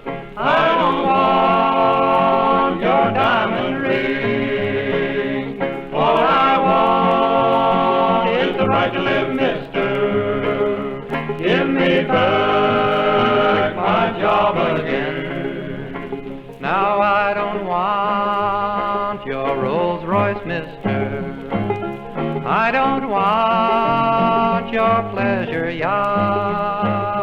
all I want, just food for my baby. Give to me my old job back.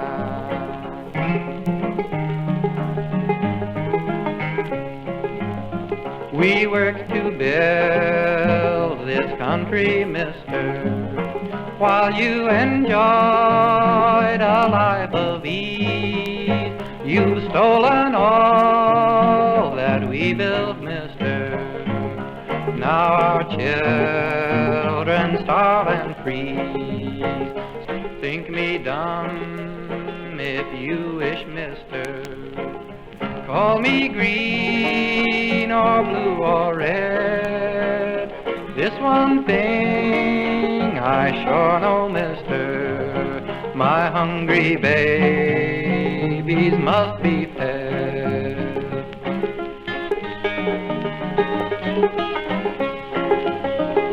Take the two old parties, mister. No difference in them I can see, but with a farmer labor party we could set the people free. So I don't want no misery. Also a good one. Good review. Sorry, all my reviews are just like, That was good. I like- thumbs up. Yeah. I like in both this one and in the last one. So someone said comrade in the last one, and this one's like referencing red that happened earlier too. So I like how they're like kind of not afraid to play with that language. Yeah, for sure. It's a little bit of a different time. It was, you did kind of have, Seeger was an open communist, like you could do that a little more. But yeah, you're right. It's brave. Yeah. For our, for our, dystopic times. yeah, shriveled time that we're just shadows of that. Don't worry about it. I like how clear it makes it. So it is it calls out the wealthy for their excess. Yeah. Right.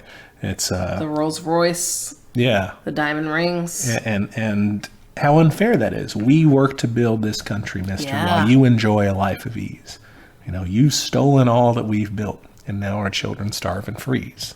See, I liked that angle a lot better, I think, than maybe the chorus, where it's just like asking for jobs, which we've talked about. It's like, maybe that's not like the highest goal. Yeah, well, so the context there, this wasn't written by the Almanac singers. This was one of their, amplifying ones.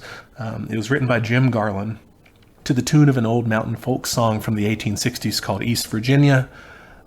And he wrote the song after the Bloody Harlan conflict, the strike war that was going on there in Harlan County, Kentucky in the early 1930s. So he was out of work, and and a lot of the miners there were out of work, and this is what they were singing about. So in the context, like, they really did want a job, like they were like, we want to like exist again and not be dying. Yeah. But you're right. The larger, that's obviously not our only request. Yeah, I think it's really telling. Like, I hung out with friends recently, and like so many of us were echoing each other. Like, I don't dream of labor is a sentence that was said not by me in a group of young people. Nice. I was just like, yes. And it's just, we're all done with it. We're all just like, no, it's not enough. It's not the only thing, and it's not enough. Yeah, and people should have, like, people should be paid, their worth and more when they labor and everything. Like, we're saying, of course, people should be paid fairly and should be paid, just beyond that, I want to say. But that's just not, I guess what we're saying is that's not the end point of our demands. Like, there's a higher human call, like, we should be free to explore things that are interesting and just fun and nice. Exist as humans. I just don't want us to, I don't think we're doing, but just, sometimes communists can get a little bit in our heads and academic and be like, oh, who cares about fighting for wages and stuff, because like, we need to move beyond, which we eventually do, like, we need to feed people in between. Yes, do both. Yeah, do both. It was that same Bloody Harlan that spawned a very well-known Union song that we've had on the show before. Which side are you on? Love that one. So we can give the listeners a little taste of that. Hell yeah. From all of you good workers, good news to you I'll tell of how the good old Union has come in here to dwell. Which side are you on? Which side are you on? My daddy was a miner and I'm a miner's son, and I'll stick with the Union till every battle's won. Which side are you on? Which side are you on? They say in Harlan County there are no neutrals there. You'll either be a Union man or a thug for J.H. Blair. Which side are you on? Which side are you on? Oh, workers, can you stand it? Oh, tell me how you can. Will you be a lousy scab or will you be a man? Which side are you on? Which side are you on? Don't scab for the bosses, don't listen to their lies. Us poor folks haven't got a chance unless we organize. Which side are you on? Which side are you on? That's a good one, man. I mean, it's very clear. It sets up the class antagonism, sets up the stakes. The origins of that one, we mentioned that in the origin in the Harlan County way, or no? I don't think we did. Okay, the origins of that are, it was written by Florence Reese after the sheriff there, J.H. Blair, he's mentioned in the song, sent gun thugs to raid her home. It's her and her kids there, but her husband's not. That's who they're after. Their husband's not even there. And they're kind of like terrified because these guys, wielding shotguns are pointing them at her kids and stuff. Holy shit. It's set to an old folk song with several names, one of which is Lily Monroe.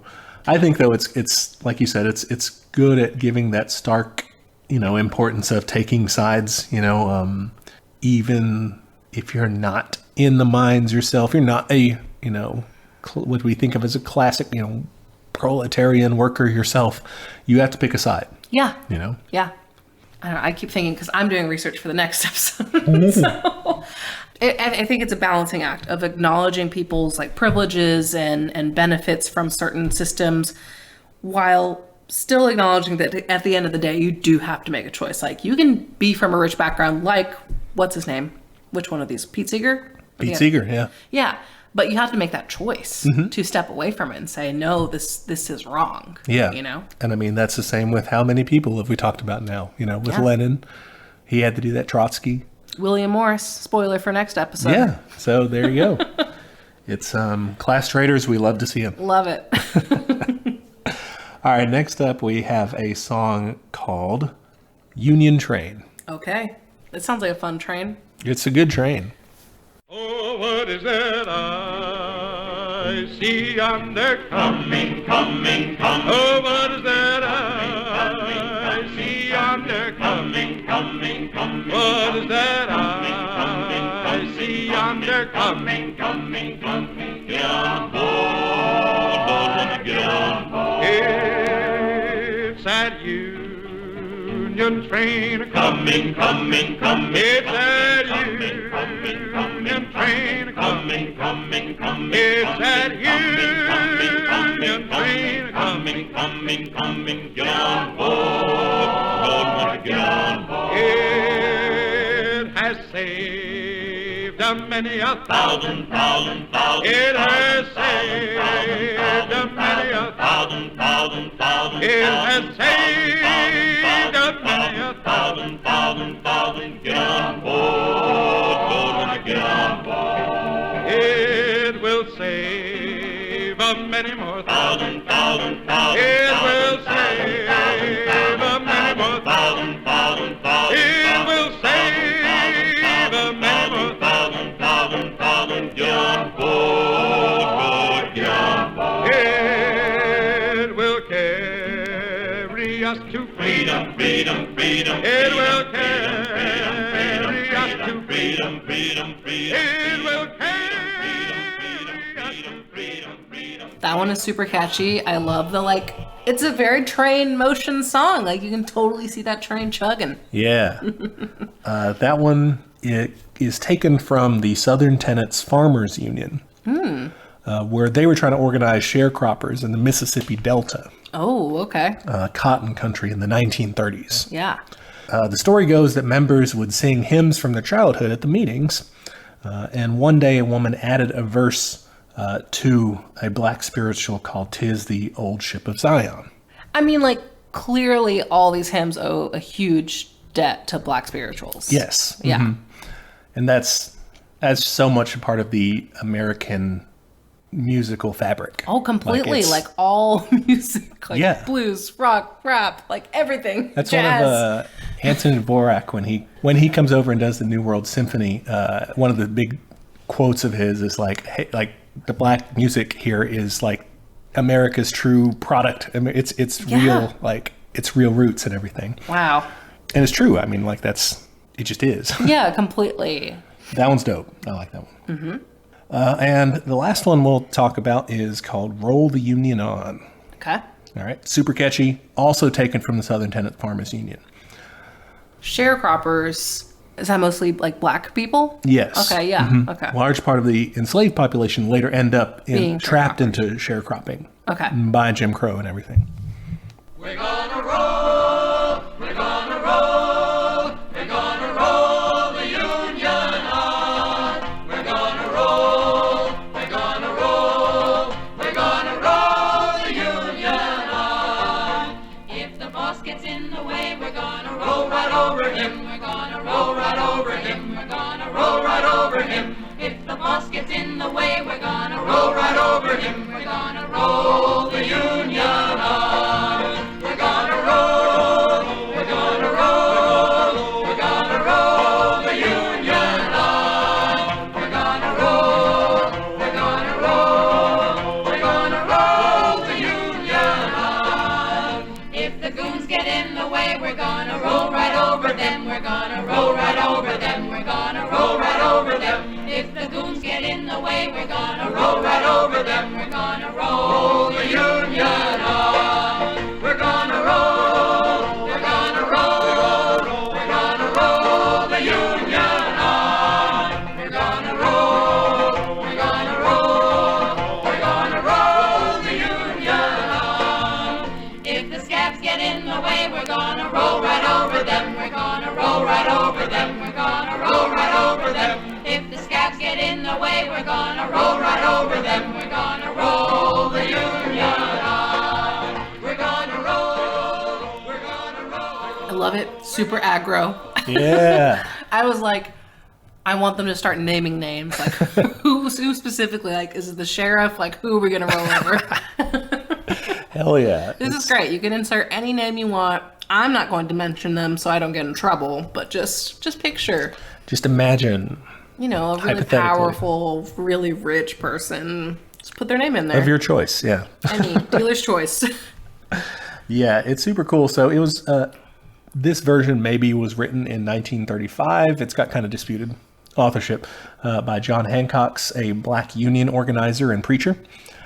It was adapted from a black spiritual called "Roll the Old Chariot Along." Well, I think it's interesting that both last episode and this episode, we're talking about how religion can be used and subverted in different ways. And I think the abolitionist movement is absolutely a clear use of that, because you originally had people justifying slavery and racism with religion, and you had people co-opting that and saying, no, like using abolitionist ideas in like a Christian framework. Yeah. You had entire splits of denominations. The Southern Baptist Convention. The reason we have that is because of the Civil War.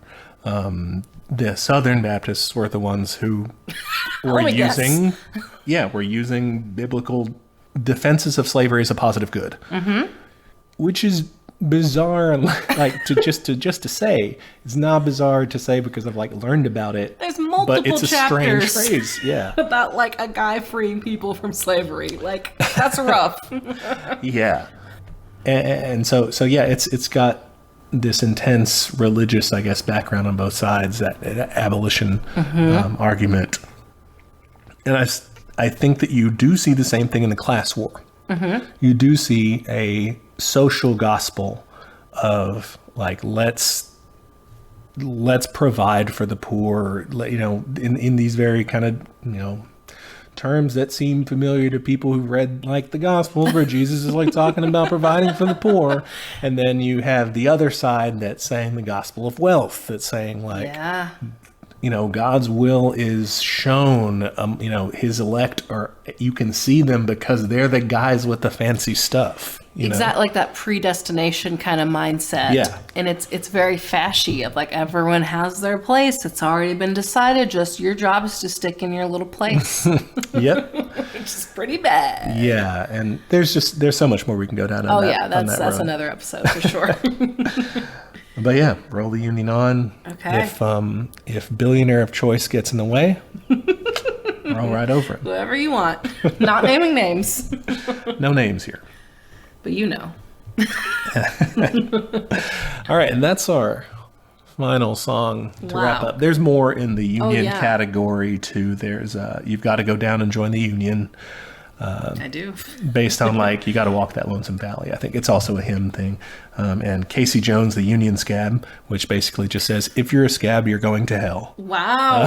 That's great. The Angels, in that song, the Angels have a union, and they throw this Casey Jones guy who's a scab. They throw him down to hell, and then he just has to, you know, he has to toil away there because he was a scab. Don't be a Casey Jones. Be a hot union maid. There you go. That's the lesson. It's really telling how intertwined all of these songs are with American history as a whole. Yeah. Like everything from Black spirituals to the Civil War to traditional hymns. Like it's just, this is in our fabric. Yes. Of the country. And I think that's really interesting. And it makes sense, again, like from a logistical standpoint of like, yeah, we need people to like recognize these songs so they can hum it and sing it at their meetings or whatever. But I think it's really, I don't know, I think it's really special. Yeah, it's not just being used for that. It's also a reflection of reality. One of the powerful things about Howard Zinn's People's History of the United States is that it is all a true like representation of what really was going on throughout history. It's not concocted, made up, or anything like that. But it is so different from the traditional, from above, top-down political class history that you get.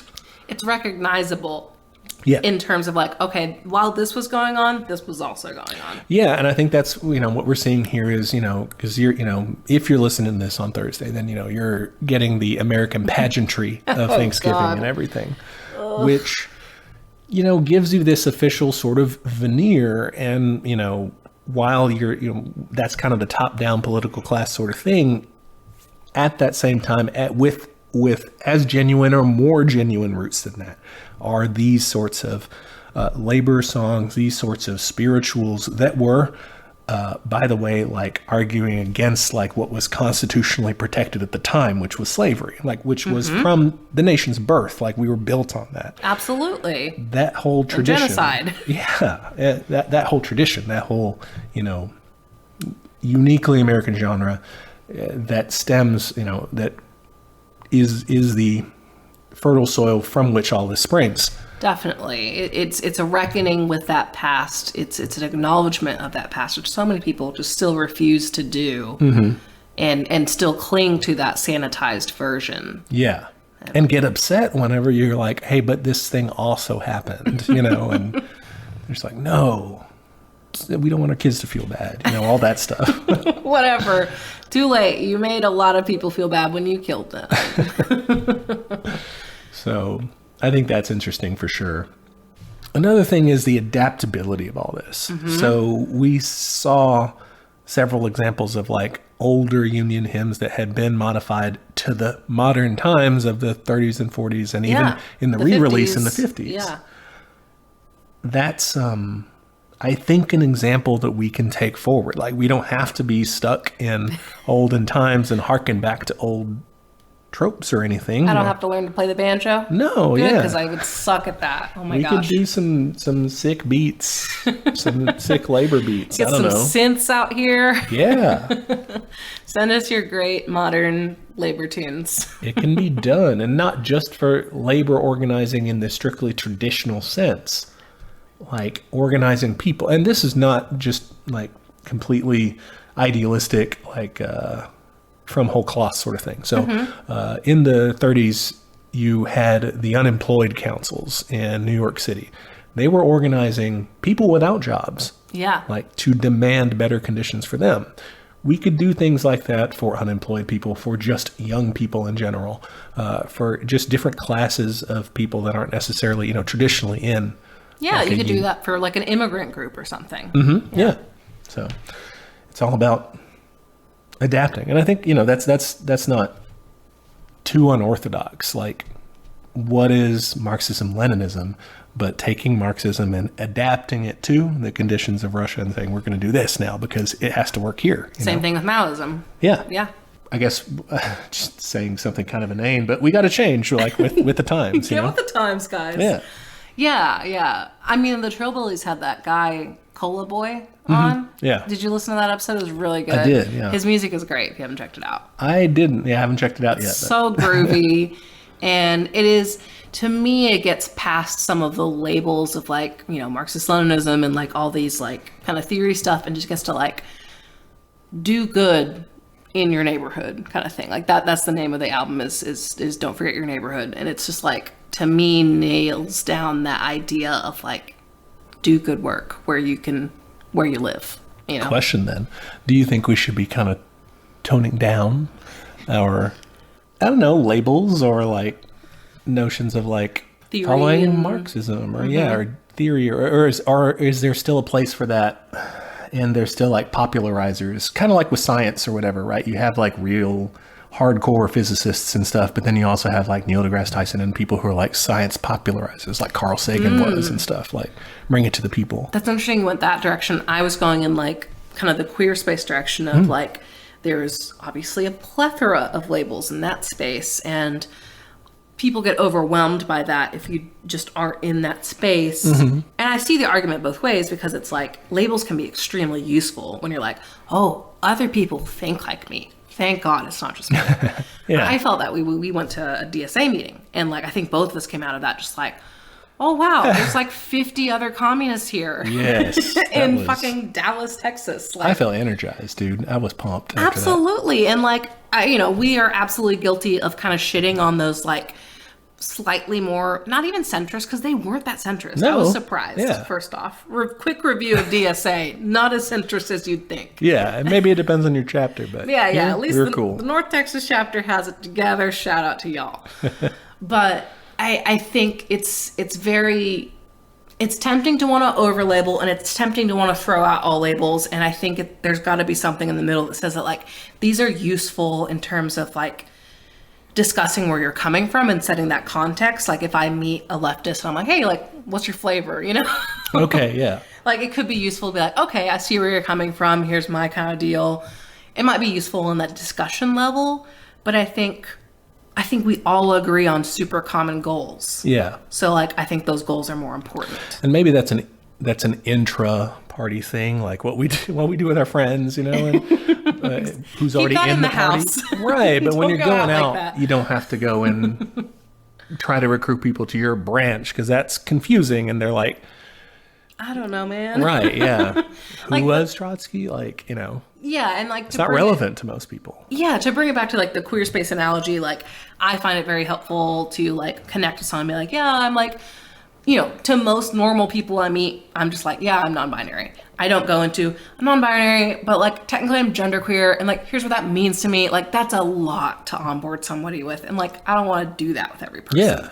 But if I'm like in a queer space where like I know people already have that basic vocabulary, it's much easier for me to open that conversation up and be like, yeah, let's rap about gender.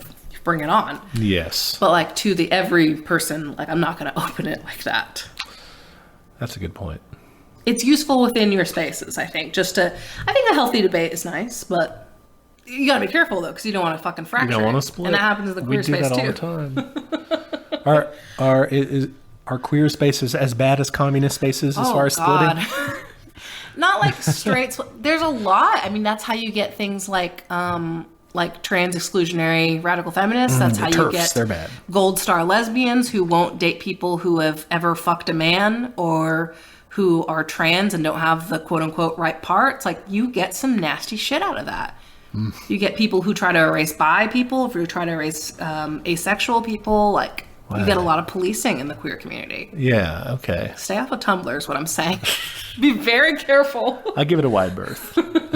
I like it, but you gotta just be careful with these hashtags, guys. All right, so do both is the lesson here, is... In your own house. In your own house. When you're having some bevs with your friends. Hash it out. And that's... It's healthy. I don't have anything better. Don't say anything that will make you break up. It's like a marriage. Like, okay, I don't know if you experienced this, but when I got married, I felt that it was easier to argue because I'm like, well, we're not going to break up over this. You can kind of start shit when you reach a point in a relationship, and it doesn't have to be marriage, but like when you reach a point where you're like, yeah, the baseline is we're still together and we trust each other. We assume the best. Yeah. And now we can get to the really difficult conversations of like, yeah, you might not agree with me, but like, we're not going to break up over it. I just want to know where you stand.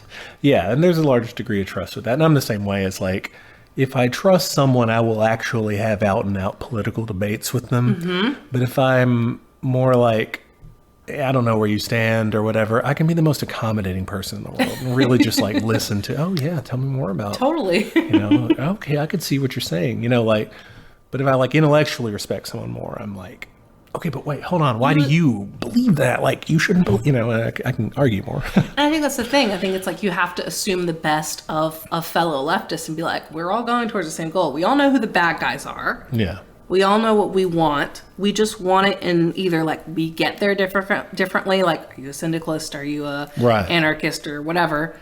And for some people, the end goal is different. But I feel like maybe this is just my little perspective. I feel like a lot of us lean like anarcho-communist for like the end goal, The end goal, yeah. End future humans goal. Yeah, that's anywhere from like orthodox communism.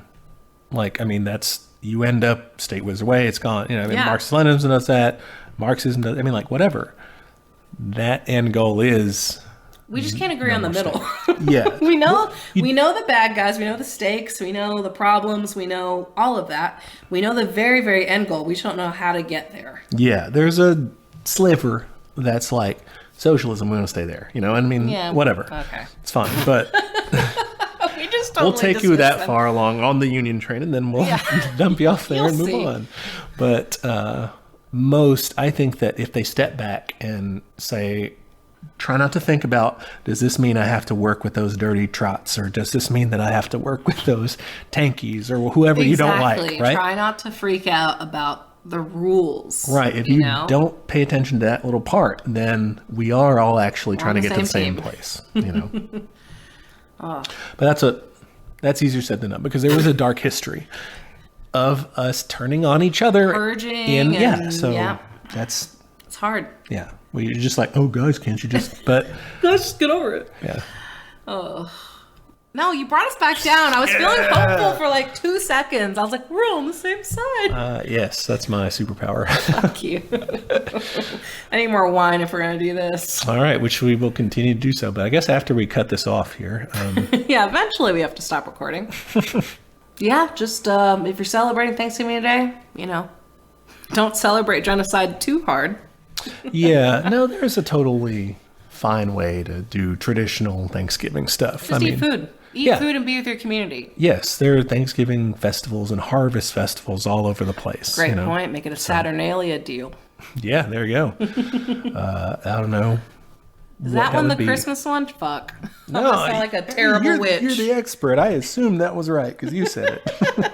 Oh no. But no, like, you don't have to be like, oh, the Pilgrims were cool. Oh, okay. Sorry, witches. I'm still learning. I'm an apprentice. I'm still working with the broomsticks like Mickey. Well, you'll get there one day. All right. Happy Thanksgiving to anyone observing that. Yeah. I'm thankful for our listeners. I am too. You guys are great. I get a lot of positive reinforcement from reading those yeah. comments and things. So Total sweeties. yeah, even the critical ones, I like them. They're useful. I grow. All right. So what are we doing next week? Next week, I'm taking over. Get the fuck out of the way. All right. It's Christine's time. If I get in the way, you're going to roll over I'm me. going to roll over you. We're going to be learning about a man named William Morris Okay. and his cool socialist ideas. All right. Well, I like cool socialist ideas, so that sounds good. If you have an art history background, you may know him from his works such as wallpapers and furniture design. Okay. He also did poetry and writing. So, like, dude had a lot of ideas. Wallpapers for the people. I can dig it. Yeah, it's like a riddle. Like, what does wallpapers have to do with socialism? We'll find out next week. All right. Sounds awesome.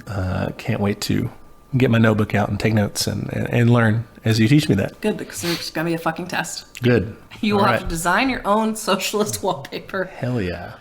I don't know. I can already picture it. Perfect. All right. See you next time. All right, later. Hey there, comrades. Just jumping in to remind you of all of our social media. We are on Twitter at teachcommunism, Instagram at teachmecommunism. You can shoot us an email. That's teachmecommunism@gmail.com. Any of those places are good to send us an episode suggestion or a question, anything you think would be useful feedback for us, or just your admiration. If you want to admire us in a public manner, and you should, you can go to Apple Podcasts to give us a review. It is the best way to help people find the show. Love when people write and review us. Please do both. We are also on YouTube, if that's how you prefer to listen to podcasts, or if you know someone that's the only way they'll listen to podcasts, send them to our page. And we have a Patreon. For $5 a month, you get access to our notes for each week's episode, including the backlog of notes, which is a very handy resource for up-and-coming commies. And at the end of the year, all of the funds from Patreon will be given to local mutual aid in the DFW area. So, ain't going to line our pockets. Finally, we have merch. Check us out at TeePublic. You can find shirts, and I believe also stickers and magnets and all kinds of fun stuff with catchphrases from the show or episode art, stuff like that. The link to that store is in the show notes, so check that out. Okay, that's all the internet. Join us next time for another episode of Teach Me Communism, where the class struggle is always in session. Bye, y'all.